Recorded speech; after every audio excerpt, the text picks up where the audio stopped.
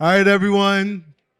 Thank you guys for attending our Futuro Digital Conference. This is our last panel. How have you guys been enjoying this conference? You guys enjoyed it? It's a good time? Perfect.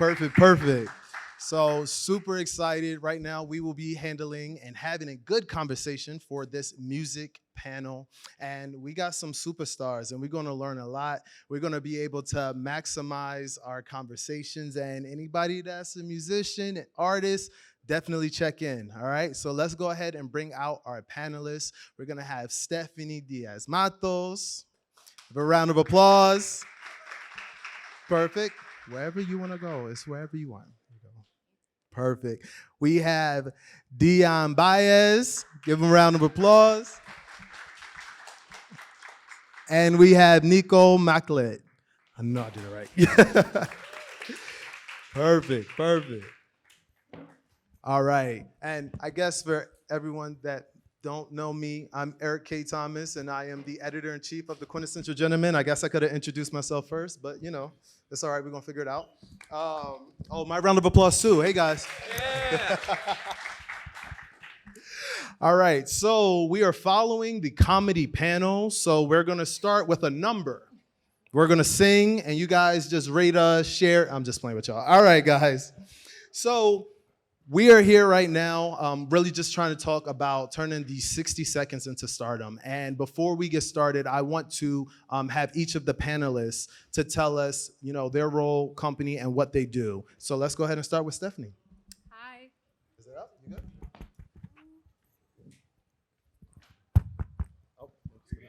Hi, I'm Stephanie, and I am the head of music supervision and library at Raedio. Raedio is Issa Rae's music company. We are a record label, a publishing company, a podcasting company, and I'm responsible for music supervision. Perfect. Hi, everyone. My mic's on. I'm Dion Baez, Global Artist Marketing Manager at YouTube Music. My job entails connecting artists with users at scale and helping users find new music experiences on YouTube.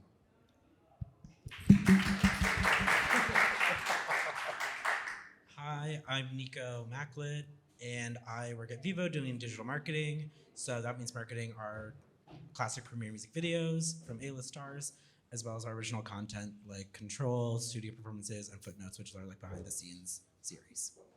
Perfect. All right, I'm going to start with the first question. I can sing. I have 1 million followers, engagement, likes, all of that. I can be a superstar, yes or no? Because my reason for asking that is because everyone thinks that just because you're there and you have these things, you can do it. Is that right?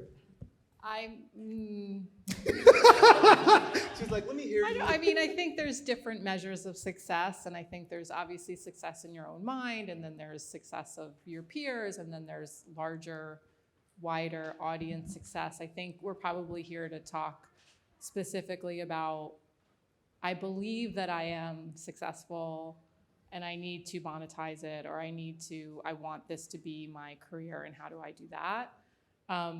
For what I do, if you have 1 million followers, and you're off to a great start. I think that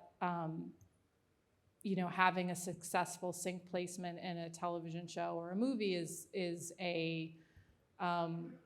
can be a great check. It can be a great look. It can be a great part of a story, but ultimately I think it's just part of a story, and it can't be your whole story. To get in my purview, so that I know of you specifically as opposed to the other however many people who have a similar level following, I'm someone who follows a lot of playlists, and I think playlisting is actually a really important focus, and getting on as many playlists as possible is a good way to get attention from other people like me. That's actually really good, and I never heard that. So playlisting, and I think when people do playlists, like, oh, this person put it on their Apple. I might like their music, I might not. But to be able to be on DJ's playlist and things like that, that's important for your side, right? Wow, wow. And then on you guys, I'll start with you, Dion. What do you look for when you're looking for talent and people that you think would be successful? Going back to the million, I think you said it best, which was, it depends. If you're a comedian and you're trying to break into music, maybe people might respond to your music and say, yeah, I'll buy into your music. Maybe they won't. But having a million anything, use followers, use like whatever, is a really good thing. So the one thing I'll say is, even to preface this whole conversation, is we're probably the most exciting time for music, where you needed studio times, you needed, not Raedio the company, but Raedio itself, radio promotion, a lot of money in order to be a star and break. That is still true in many ways, but it's also not true in many ways. And so you can have 1 million followers, and people may know you, but they may not know your music. Like, how many people know the "My Money Don't Jiggle Jiggle" song? Who sang it? You don't know his name. You know it's some guy, it's a professor, it's a skit, it's funny, it's a good song, it's trending. We don't actually know who that is. And so that's a very unique thing. So can he brand himself and become a star? Absolutely. So the first thing I would say is, when I'm looking for someone, whether they could be a star, I also invest in companies. I'm an investor in something called Beat Bread, which advances money to independent artists. One thing I look for is the music good? Is it connect? And by good, doesn't mean that I have to like it. It just means, is there an audience for it, and is it sticky? And there's a lot of metrics you could look at to identify what is sticky and what isn't sticky. Save rates, are people playing it over and over again? Does it get algorithmic playlisting? Does it get editorial playlisting? So the first thing I look at as a marketer is always, is the product good? Does it connect with people? And then from there, we'll start layering on other things and considerations. I have a question. Sure. Yes. Do you actually get reports where you're looking behind the curtain and you're seeing how things are trending and like all of the digital stuff? Well, just going into the Google, what do I look at? Let's Data? go into it right now. Let's get it. Because in what I do, it's so like kind of like, it's not tech at all. Yeah. And you guys are both in the tech space. So I'm just like wondering if that's information that's available to you. Yes and no. We don't look at every Google, so not NDAs, right? So yeah, we do obviously know what's trending. The algorithm does pick up what is trending, and we'll talk about like how to actually influence algorithms, or what metrics influence algorithms. So yeah, you can actually look at what is trending. Do I personally always look at it? I usually just ask artists sometimes, like, what are your numbers like? So yes and no. So yeah, go ahead, Nico. I want to know what you look for. I mean, I would say it's a mix of analytics. It's a mix of like a few different things, like how's the audience responding to you, and also like what's the plan? Like, what is the plan beyond like this one viral song or this one viral video? I think it's people trend all the time. Like, people are gonna trend today, people are gonna trend tomorrow. In a week, are we gonna think about them? I'm not so sure.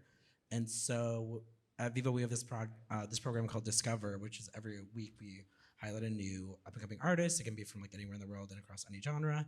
And we highlight typically people who don't even have like an EP or album out. They maybe just have a few songs. I think like Flow is like a good example of someone we just highlighted on our Discover series.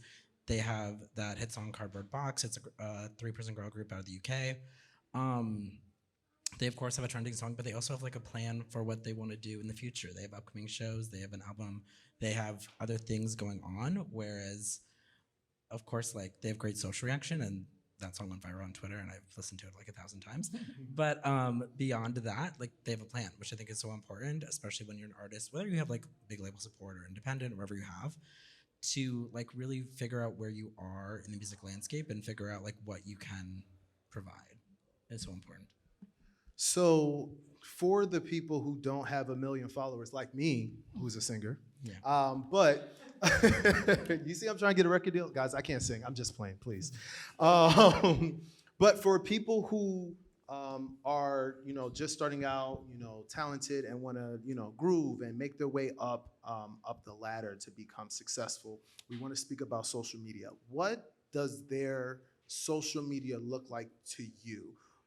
and what I mean by that is, how are they marketing themselves? Do you look at that, their approach? Do they have to, post every day? Do they have to show live? Do they have to have studio? Like, do all of those pieces come into when it comes to actually marketing themselves with their social media? And I guess I'll go back to you, Nico. Oh yeah, sure. I think it's a mix. I mean, what are you posting? If you're posting 5 videos a week, like what are they? Are they like you're singing? Are you cooking? Or like skateboarding? Like what are you doing?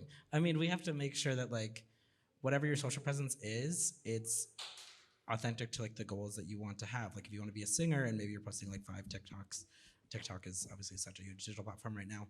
If you're trying to post 5 videos a week on TikTok, make sure at least like 3 or 4 of them are your singing videos. Then maybe you do another one where it's like skateboarding or cooking, whatever your real hobby is. Because I think what's really important, especially when looking at social media, is authenticity. I feel like I see so much where up-and-coming artists will hop on a social media trend or hop on something that doesn't feel authentic to them or their brand or doesn't really connect with their communities. I feel like being yourself is probably the most important thing to do when you're becoming an artist, because at the end of the day, brands and everything and so many other artists can support you, but unless you know who you are and know what you can provide and bring to the table, there's no place to really start. I 100% agree with what you said. Thank you. It was the best answer. It really does depend. I mean, there's a big debate now. Should Florence and the Machine be doing TikTok dances? That's kind of crazy, right? Like, do I want to see like Dokisha like doing cooking? I don't know. That probably not. But I would say it really depends on your brand and what it is that you want to highlight and showcase. And for some artists, it may not be doing those kinds of things. But the one thing I will add is it's very difficult to cut through the noise these days. You do have free platforms. So consistency, actually, more so than even just posting things that are on. If you're doing something inauthentic, you probably won't do it for a long time. But if you're doing something that you constantly do, it is who you are as an artist, whether it's the making of the song, the recording of a song, or cooking or dancing. If that's who you really are, you're probably going to do it more often. And consistency is rewarded by the platforms. That's what we know about TikTok, right? You can do 100 videos and maybe one, for whatever reason, that'll be the one that really kind of pops off for you. So I would say consistency is really key, but be true to the actual brand and story. And find your tribe. Find the people that you actually connect with. It may not be 1 million people. So for you as an artist, 200 people, Seth Godin is a marketer, 200 people starts a tribe. And if you can have 200 diehard fans, like real fans that buy your stuff, tell people about you, then you're actually may do better than someone that has 500,000 followers and is trying to make music. Those 200 fans are actually be a lot more powerful for you. Stephanie?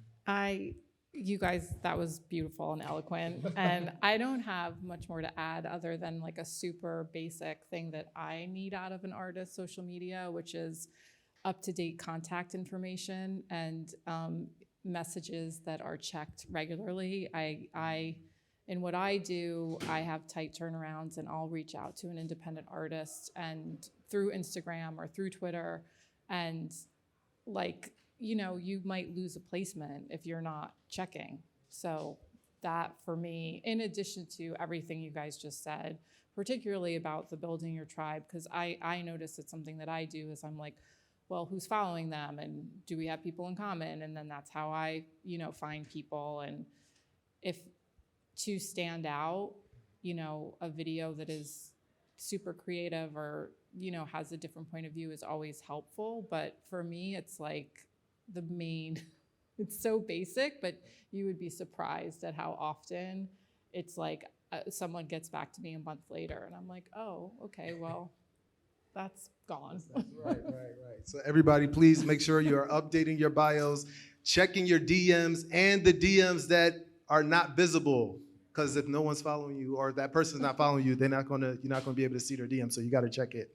So I want to talk a little bit about success and what people's potential could be given an opportunity. So let's say Stephanie finds someone, and let's say they are now, you think their music is good. How far can you take that? What does that look like? Meaning it could be in a TV show? Yeah, I mean, my process is super democratic. Like I'm just looking for the best music for that moment, and each show has its requirements. So for P Valley, for example, Katori wants everything from Mississippi, Memphis, Southern, female. And so I deep dive into that world and send out messages and try and find people. But to your point earlier, like, what's the plan? When I was working on a Netflix film called Someone Great, we placed Lizzo's Truth Hurts, which was off of her first record, not her second. And I will say, now this is obviously a major label,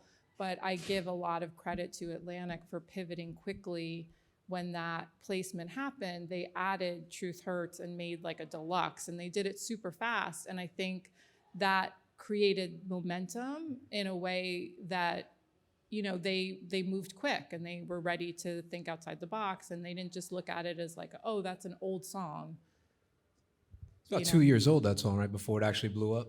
Yeah. So that's Yeah. another thing. Music is different now. The timing of new songs and old songs and catalog is very, very different because of social media. That's a great example.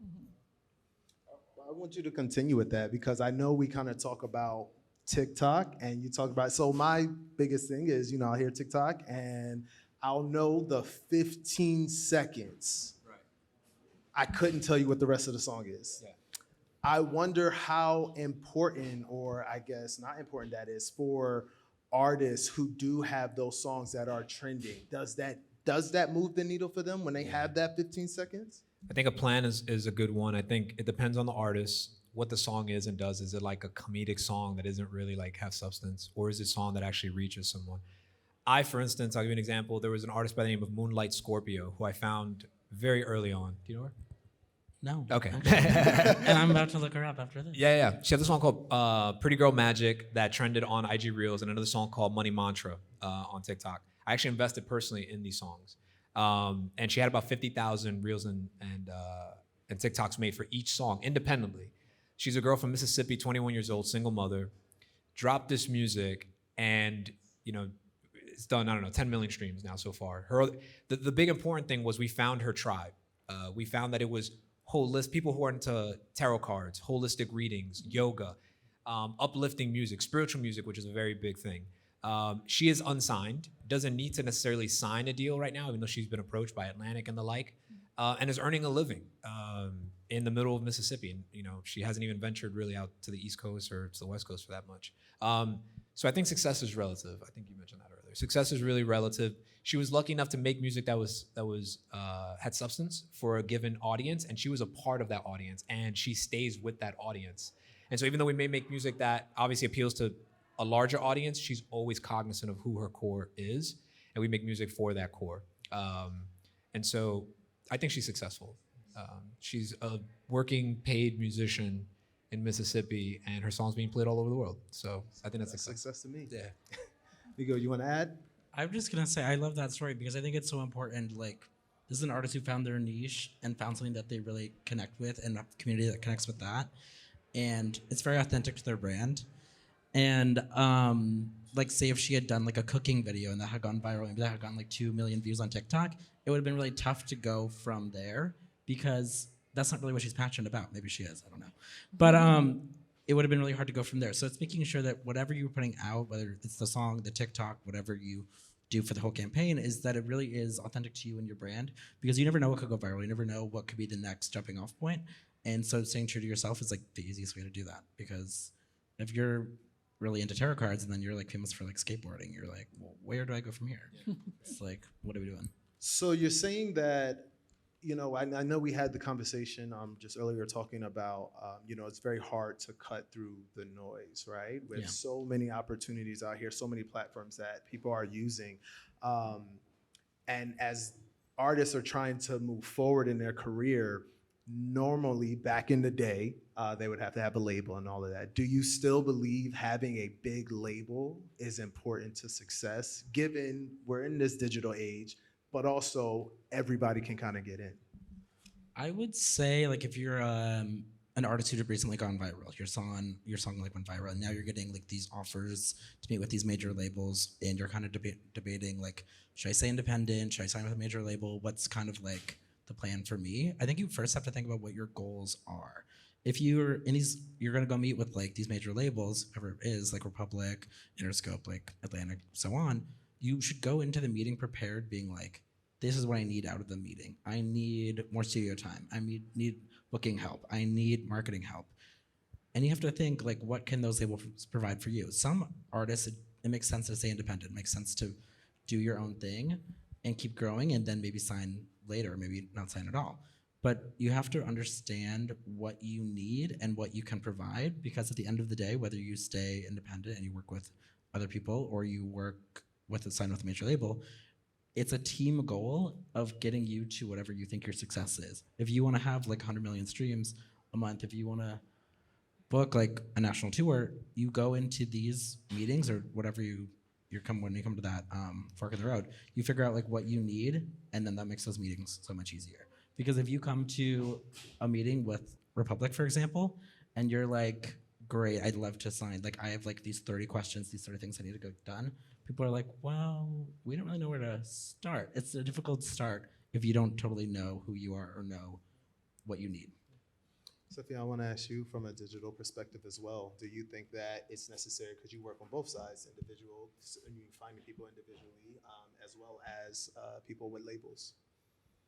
I think that you're spot on in that sort of knowing your plan and where you are. The major label ecosystem certainly has structure available that has for like global distribution and global partnerships and relationships with every film studio and every television studio and everything. But that doesn't necessarily mean that you're ready for that. And it doesn't necessarily mean that, you know, that's what you need at that point where you are. There's certainly, at least on the sync side, there's certainly artists who have partnered with managers and with pitching companies, and they have created their own ecosystem where they work independently, or they've decided to only do a publishing deal and not a label deal. There's lots of ways to do it. I don't think there's a reason ultimately to jump the gun. I think it's better to like be where you are, do the best work you can do, and then like move accordingly. You know, Raedio, our audio everywhere company, I think philosophically, our approach to working with our artists really is unique in that we are really trying to work with artists that we feel can work in the sync space, that maybe have a personality to host a show. Like, we kind of think about the people that we partner with in ways that I think are a bit, it's not just about like, okay, I mean, yes, we want to have like an Ariana Grande and a #1 record and a global superstar, obviously, but we want someone who can like kind of build within our ecosystem of Hooray Media. So we have Josh Levi, who had a great placement in Rap Shit, and then we put him on tour, and like it's all very kind of within our family, and our family is it's nimble in a different way than like a larger label. So we talk about goals. Everyone's mentioned everyone should know what their goals are. And I'm curious to know, what are some of the goals that you hear from people that you're working with or that you may be working with? So I feel like one goal is, I want to be a superstar, got it. But what are is it like, oh, I want my music to be on TV, or oh, I want to be on tour? Like, what are some of those goals that people are looking at? Because I kind of find you always get that one goal where it's like, I just want to be a superstar. But I think it's kind of important to talk about the different levels or the different opportunities that can come when you're hearing from other people who really have done the research to know what it's like to be in this space. So I'll start with you. Looking at you. The gambit. You hear it all from, I want to be a superstar and I want to sign to a label. And one thing I just wanted to hit on about labels. Labels play a different role than they used to before. If you think about Motown, they did your hair. Smokey Robinson wrote the songs. The Temptations sang the songs. The Temptations didn't write the songs. Labels now are banks. And most of the acts that they sign fail. So if they sign 100 acts, 3 will actually be stars and work, and they have to offset the other 97. And so when they find an act that found product market fit, my viral song found an audience. I have the right brand, the story, my character resonates. All they do is pour money into it to blow that up with the relationships that you referenced. So if someone says, I want to be super famous, and that's what they value, you don't laugh at them. You go, okay, well, maybe a label is the right way for you to go. But understand, you may not be a priority. If someone says, I want to own my music, maybe some labels do that now. You can go through indie distributors. You can raise money yourself. It really depends on the artist. The good thing about what's happening now is there's so many, it's fragmented as far as like artist services. There's marketing companies that are legit, a lot of them are not, that can actually help you get your music out there. There's publishing administrative deals you can do. There's sync deals you can do. So it really depends. But if you're trying to be famous, I would say then probably a label is the way to go because you're gonna need a lot of money to do that. Not that you won't as an independent artist, but you're definitely gonna need it that way. But if an artist says, hey, I wanna own my masters because maybe my song blows up, like Running Up That Hill because of a sync. She was already famous, but that's very different as well. So I think the good news is that you can ask that question these days. Whereas before, the only way to really get your music out at scale was through a label. But now there's 60,000 songs uploaded weekly by independent artists. So to break through, you've got to have the story, the image, and everything else, some luck as well, and you're gonna need some help. And if you find yourself without that help, and you don't think you can hire that help, find people who are passionate and can do it for free or as a part of the business, then you may want to sign. But what I want you to take away is just that there's a lot of options, and it's okay to not want to be super famous, and it's okay to want to be super famous. Nico, come back to you. Anything to add from a goals perspective? Yeah, I would say just really to be a successful artist, I feel like, and going into those spaces where you're trying to debate if you're going to go into like being signed with a label or stay independent or whatever you want to end up doing, you really need to just take a minute and think about what you really want, which is kind of what we've all said here a bunch, and know who you are. Because if you don't know that, then it's really hard to find a place to start. Because labels can build you into whatever you want and make you do cooking videos or do whatever they think like the passion is and the trend at that time. But you really have to know who you are because that resonates so much more. I think an example is Flo Milli. I love Flo Milli. With her recent album, and of course she's been famous now for a minute too, but it was all about like early 2000s, like reality TV shows. She did some great skits about like Flavor of Love. She did some great ones about America's Next Top Model. And that really syncs with her music because it's all about these pop culture references being super funny, super charismatic, and also having these like amazing bars. And I think that's a great place for her. And I'm sure like that vision kind of came together as a team goal with her and the label and management and everything like that. And yeah, so I would say that's it. Perfect. Stephanie, you have anything to add? I mean, I feel like I only can speak to the practical goal of if you want to have your music placed in film and television, have instrumentals ready to go. Have your business sorted out, meaning like have your splits negotiated with whoever is a part of the process. If there's a sample, have the sample cleared, and be contactable. Those are all like super basic but very important things that we need on the sync side. And then there is a certain amount of, if you want to write for film and television, just kind of knowing like it's okay to say like, I don't want my song to be associated with the show, or I do want my song to be associated with the show, or I don't want it to be associated with the brand. Like there are choices, and I think there's no good or bad choice. I just think you should know that like just because there's an opportunity doesn't mean that you have to take it. Oftentimes it's not that Lizzo tipping point moment. Oftentimes it's just a great look and part of a story. But if it doesn't feel like the right fit, like if they're coming to you and it's a scene with guns and violence and that's not your jam, then like pass on the opportunity. So a lot of people, just to add, to get a little bit more onto the business side of it, because people forget about the business side of the Yes, they music do. business. I want to know, and everyone will be able to answer. What are some of the most common things? So we already know they are not responding to your DM. They don't have the contact information updated. Are there any other things from a business side that new artists are not paying attention to?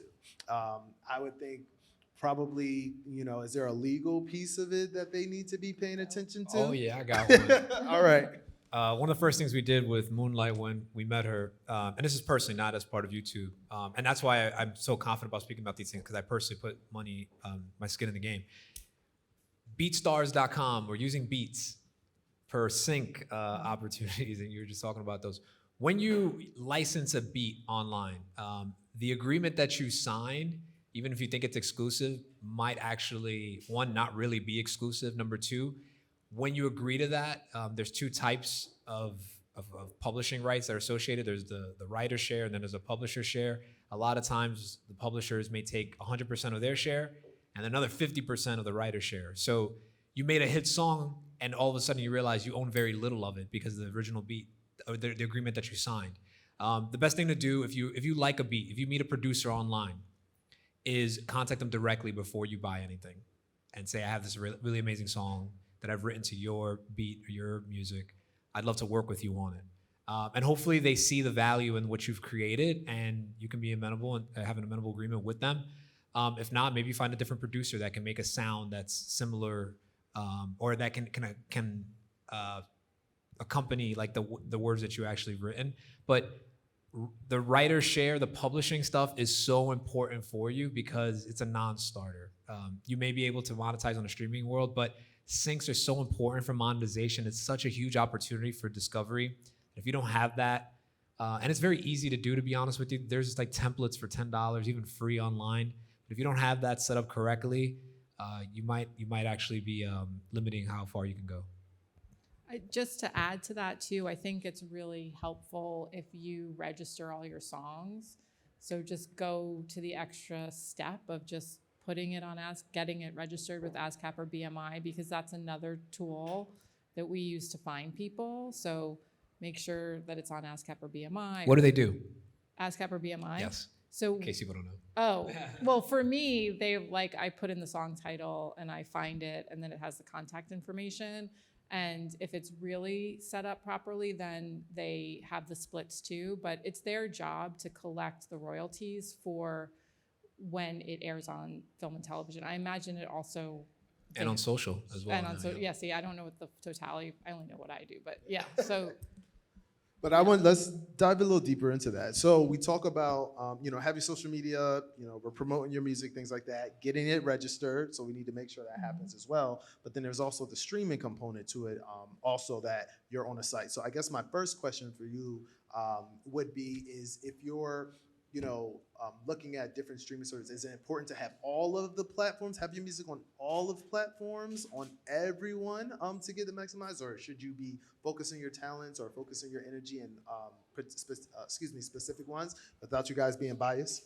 But what's your thoughts on that? Just because I feel like there's a lot of, you have the SoundClouds and then all of the major ones, and just trying to make sure that people are being heard. Yeah, sure. I mean, of course, put all your stuff on Vevo. It's really important. But I would say connect with everyone at these DSPs, like form those relationships early. Something that I think, of course, these young musicians are always on social media and, of course, posting videos, trying to get on trends. Use that also to connect with people digitally. Connect with someone, connect with, of course, the two of us, and connect with you as well, and connect with other people at other DSPs. And if your video's on Vevo, say hey, my premiere's today at 3 p.m. at Vevo on Twitter, and I'll retweet you. It's really important to connect these to these DSPs really early and understand what content is best for each one. Vevo, we have our CTV platforms, playlists, and so many other things, and so we can benefit you in other ways, and so can other people. Yes. Do you guys pick up artists that don't have visuals? Yeah, we do audio-based tracks. So it's just you have to have some kind of visual. It can just be the single cover. It can be whatever. Mm-hmm. But and then we just have your audio. So yeah. So for the programs that you do that like spotlight different Yes. things, like Discovery, you Yeah, mentioned, yeah, I yeah. think, in order to get into those programs, do you have to have a visual, or would you be like, hey, this thing is up there and we like it, so we're gonna make it a visual, or we're gonna invite them in, or however it works? I mean, the process is different for like each piece, of course, but yeah, I mean, to be on Vevo, you don't have to be like signed. You can be independent or you can be signed. It can be however it is, and we'll work with you to create a visual. Especially when we do our original content series like Control, which is our like hip hop, Afrobeats, reggaeton series, Studio, which is more like pop, alternative, country. It's truly just like an artist and a mic. And so if there's a trending song, and like you said, they only have like the single art and the audio track, and we can put that on Vevo, but we want to create a visual with them, like that's definitely really important too. And also kind of balancing like the marketing rollout as far as like, is there an official video coming? How would our original content fit into that? And how would they all work together? I want to speak a little bit about can't even speak, longevity. And I want to know, people are starting out, indie artists are starting out, and I think there needs to be a conversation of, if you're trying to be in this game for a long time, you need to start thinking about that, as soon as you start, before everything happens, right? But I want to know, what advice do you all have for maintaining that longevity? Don't spend it all right away. Don't spend it all right away, okay? Invest your Okay. money. And even if you ain't got it, don't spend it. Now, I would say like make good music. Yeah. Make good music. It will be found. And for artists, especially who get demoralized because they didn't get 1 million followers, they didn't get 1 million hits or views week one. If today you uploaded your song and 10 people, it says 10 views, and tomorrow you saw that it was 25 views, 15 new people discover who you were. And those 15 people might be telling their friends and family about you. And one of those people might buy a t-shirt. And the next day, 4 more people might learn about you. If you're going up, whether it's 1 stream or 1 view, that means you are making a difference, an impactful difference to somebody. The key then is to say, I wonder what they liked, and how do I engage with them and find out what they liked? And then how do I scale that so it's 100, 2, 3, 4, 500 people, and then maybe more. So keep going. I think longevity really is like going to be favor those that are doing it for the right reasons, or which is right for them, and consistency. But keep making good music. Yeah, I agree with all of that. Also, I feel like these days it's so everything moves so quickly. It's like put out the next single like every other week. Where it's like if you have a single out and it's like still 2 months old, you can still make TikToks about it. You can keep putting work into it. It's probably still a good song, and it's something you cared about enough to record and go to the studio and do everything for. So keep making TikToks, keep putting in work. I mean, if your album's still a year old, like keep promoting it because I'm probably still listening. So That is gold advice, to be honest with you. You never know. If you have a song, especially one that broke through, you can keep releasing your new music, but there should always be a plan to keep pushing the song that worked. And then people will find the other stuff, right? When they like it on Spotify, or they like it on YouTube or Vevo, people will find it. They'll go and dig deeper, and then you'll make you have more of an opportunity to have a real fan. So I want to know about networking from an artist industry perspective. I know, hopefully you guys find them, but if you don't, what type of advice would you give to people in terms of like how they should be networking as musicians, as artists? Open up to you. For us at Raedio, and I know for Isa, a big part of what we believe in, and I believe in, it's definitely shaped my career, is just like literally leave the house, go out. We're in New York, go to the clubs, go to the bars, and meet people and meet people who love the music that you love. Go see artists that you are inspired by and meet people, and that's how you find your tribe, and that's how you grow with your tribe, and that's how a movement is built. But you have, show love for the people who inspire you. Go out, buy the tickets, buy some drinks, make a new friend, buy them a drink. And then, the relationships that I made when I was 20, have carried me. And I think that that's just so important. And if you're a musician and you play an instrument, then and you also want to be an artist, just show up and play on other people's records and meet those, go to the studio hangs and like meet producers and meet other songwriters and meet other artists. But just being open and flexible and out and about and fun to be around is a great start. Fun to be around, okay? I'll plug actually something called the Digilog. I'm Yeah. not associated with it. You know the Digilog? Yeah. Yeah, Drew. Were you gonna plug? I have no idea I what was the going to Digilog plug the is. Digilog and then also my own thing. But you plug the Digilog. Go ahead. Oh, okay. The Digilog is an amazing organization. They do a lot of they have a lot of networking events all across the country for up-and-coming artists, aspiring artists, as well as like a bunch of music industry professionals. I also co-found a networking group called Queer Capita, all for LGBTQ plus music industry professionals. And yeah, I think these events are great ways to go and meet people, go and like show who you are and make connections. I mean, if you're an artist, you're gonna want to know these people at Raedio, YouTube, Vevo, and also like you're probably already on your phone, so like just even take a minute to make these digital connections and grow those, and then say like, oh, you're going to that show tonight, or you're going to this Digilog event, you're going to like this, that, or whatever. Being like, oh, like I'll see you there, and we can grow this connection too. I mean, I think like what you said earlier, it's like the music industry is pretty small, and it's like so we all kind of know each other, and so making these like authentic connections and being respectful about making these connections is really important. I was like, oh yeah, you were at the show that I was at, and we were like, oh yeah, we did. Yeah. We were at the Leisure Keys show together. Yeah. Great show. I would say, digital LinkedIn for sure. I get a lot of messages in my inbox, and I try to always. I say one thing to people. I'm like, just send me the music. Send me the song that's gonna make me like send me the one link, and that's like, and no, I don't got it, or I'm not like, oh, all right. So send it when you have it. But one thing I also like is storytelling as well. I am from Harlem, and I grew up passing out flyers for merengue bands and like Que Mató Hector Lavoe, like Spanish plays and stuff. And I did all that stuff. So when I see someone doing that same kind of hustle, it resonates with me. And so if they have that and the product, like in terms of good music, and they just like they're good people, I'm like, who are you? Let me hear the music. But networking in person, it gives you that opportunity to do that. Scaling yourself through doing it online on your phone is also a big one as well. The marriage of both will definitely improve your odds. And I'll just add too, for social media, we have it. Engage with people that you think are interesting or think can help. Just, hey, that was awesome. Great event, great, talk. You saw Stephanie on Futuro. Hey, it was so great seeing you there. Have those things, but also to piggyback on you, I'm a big advocate of LinkedIn.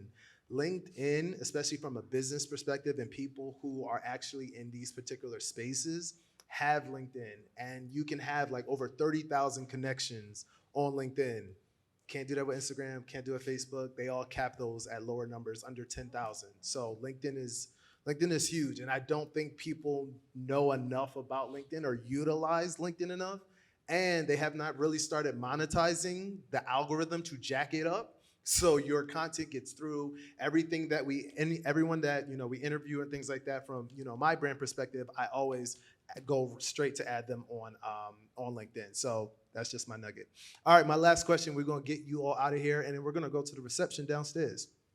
Last thing is, how important is it for artists to invest in their own careers?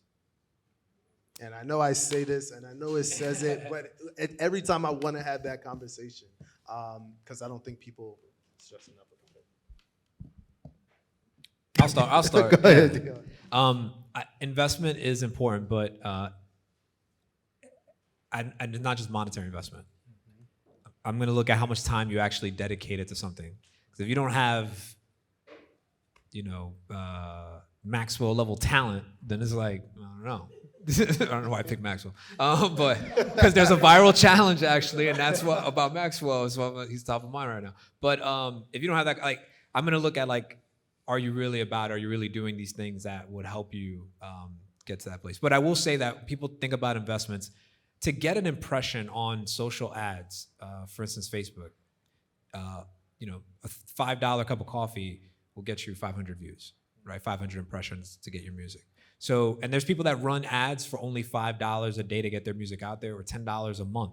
And while that is like a cost, it is fairly low.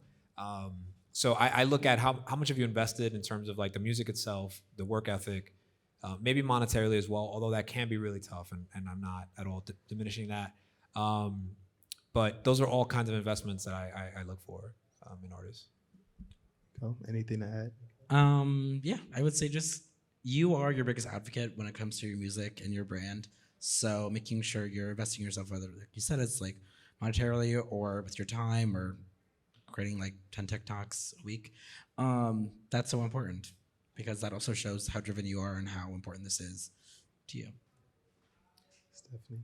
I think that you have to invest in yourself. I mean, that's what you're betting on. But I do think that discipline and good habits are just pretty, whether you're a musician or not, I think that you have to kind of, that's going to separate you at a certain point, the work ethic and the consistency. At a certain point, there's like a fork in the road, and there's the people who know, have the good habits and have the relationship skills and the talent to go, all the way. You can't really go all the way if you are kind of loosey-goosey about how you approach your craft, in my experience. I'll give one example of something that's happening that's incredible, and you hope you hear about them. But in terms of investment, there's a young man by the name of Kells from East New York. I heard his song on the internet, maybe 1,000 views or something like that.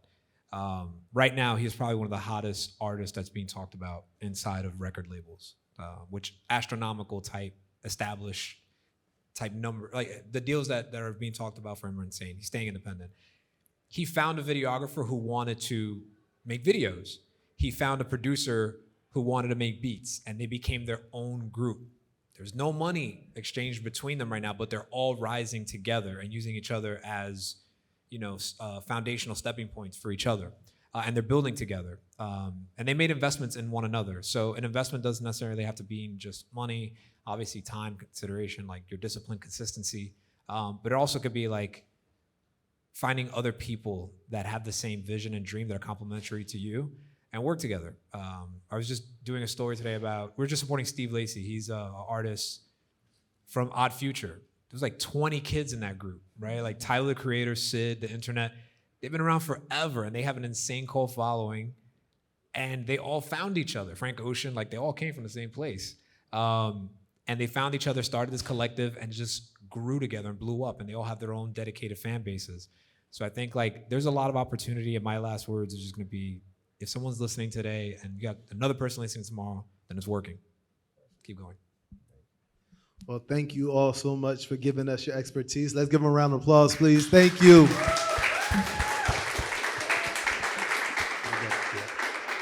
Oh, questions? Yes, please. So, Are you doing questions? Yes. yeah, so I got a quick question. So it's a thing I've been messing with in my mind, and now that we have such an esteemed panel, I want y'all take on it. So 70% of the U.S. market is older music, right? New music is struggling. Catalog music. Right, exactly. So as what y'all do, what are your thoughts on that? Because it's almost depressing in certain ways, and in certain ways it's kind of liberating. So I just want to know what y'all thought. Thank you. I mean, I again, from the lens of music supervision, and actually when you were asking about longevity, like in my mind, I was thinking like, if you are blessed to be here long enough, everything that's old is new again. So I think that as a fan, it's great. I think as someone who's new and making music, I don't think you should dwell on statistics that maybe bring you down. Like, if it's not, there's still 30% that whatever the good part, whatever the other side of that coin was, focus on that if that's where you're at, Yeah, I mean, I think it's great, honestly. I mean, the first thing that comes to my mind is the Elton John and Dua Lipa song that went like crazy. The remix that they just did like a year ago, I would say. So many people who are Dua Lipa fans are now Elton John fans as well, and they're like, there's this, maybe I never even heard the song before. They were like, I didn't know it was a remix. It's like new to them. So I think it's great. I mean, I think it's great that now people in high school are listening to Kate Bush. I mean, I think it's all good. Whatever the new music is can easily connect with the older generations as well, and I think it's fun. It is a true stat. Catalog music does represent a large part of consumption, but that also because younger people are finding and listening to music in very different ways. They don't necessarily have Spotify just yet. Hopefully they're using YouTube Music, YouTube Shorts. Plug. But so that's a big reason why, like, the demographic who uses Spotify and paying for it is going to be a little bit older as well. So discovery is changing. So I think it's actually not necessarily a bad thing. And if you do have new music, that just means like, I'm just going to keep getting this in front of people until I find out like who really reacts to it. So I don't necessarily think it's a bad thing. Any other questions? Yep. You can. By the way, that was Led Black. He's the founder of Uptown Collective. Yeah, there we go. Got to. I'm Naima Sober Mattos, and I ran for New York State Assembly.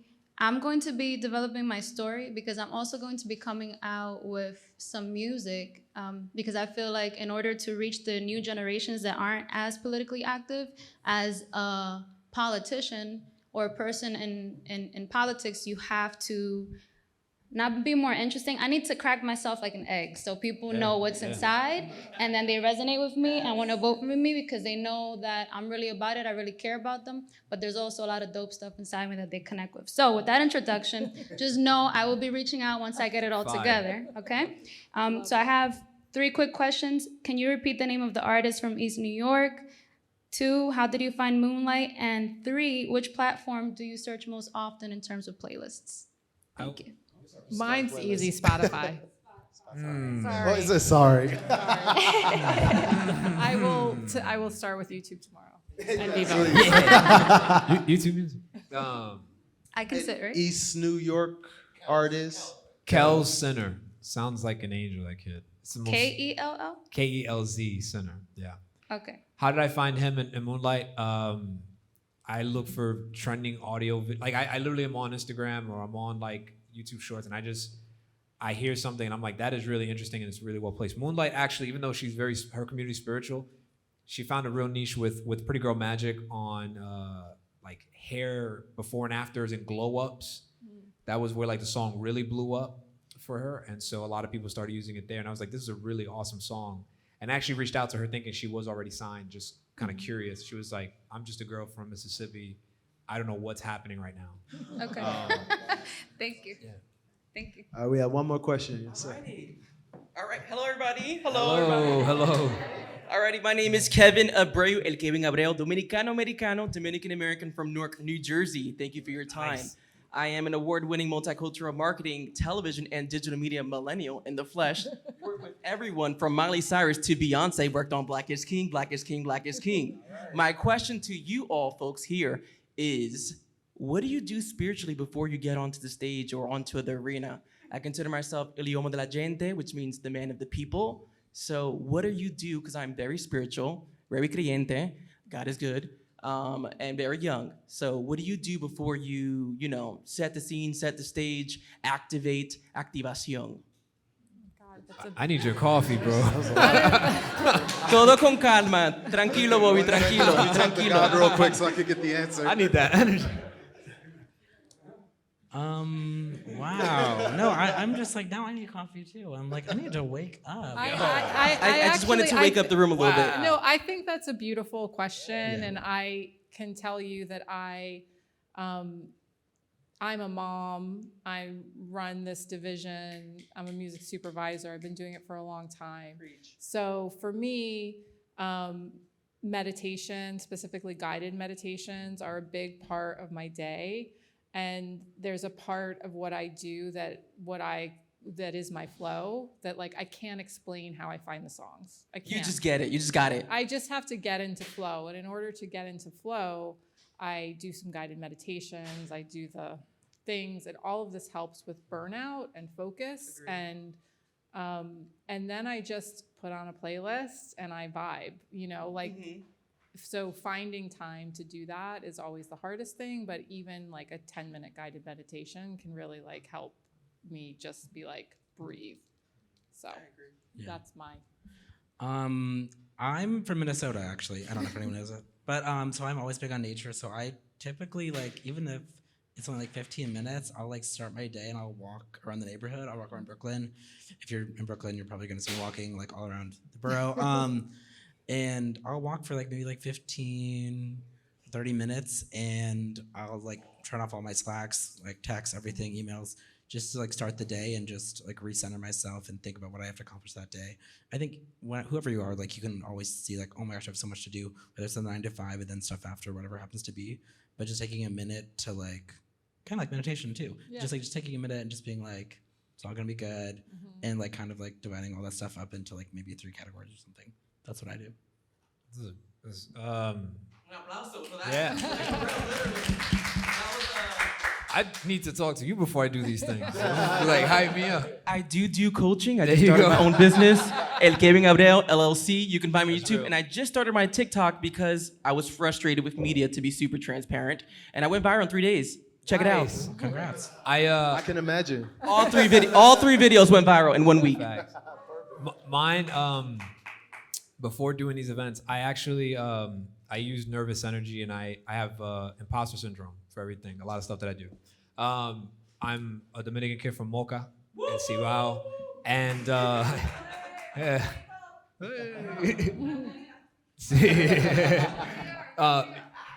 Yeah. So when I'm in these places, I kind of say like, well, fuck it, like, you know, I'm not supposed to be here. Like in terms of like the odds were not in my family's favor for me to be at Google and all this other stuff, right? So when I do these things, it's like, fuck it. Like it's like I'm here, so I might as well just be authentically myself, and then own it as best as I can, even though I'm actually super nervous if it doesn't come off that way. But I'm super appreciative of these opportunities. It's great to be here. It's great to see all these people from different backgrounds like putting something like this on. And I feel welcomed and at home. And so I started out really nervous, and then I got more comfortable. And I just want to thank all of you and then my fellow panelists. So, yeah. Yeah. I'll add in my little one. So I see 1111 and 111 all the time. Every time that I see it, it's like my mom would say, "Thank you, God," or I pray, or "God, please let me go." But I see it all the time. So throughout the day, whenever I see it, I guess, you know, the 2 times you see through the days. But I will go through and I will pray. So that's me. But thank you for that question. I appreciate it. And thank you, everyone, for joining us for this panel. It was amazing. Thank you to our panelists. Let's give them a round of applause, please.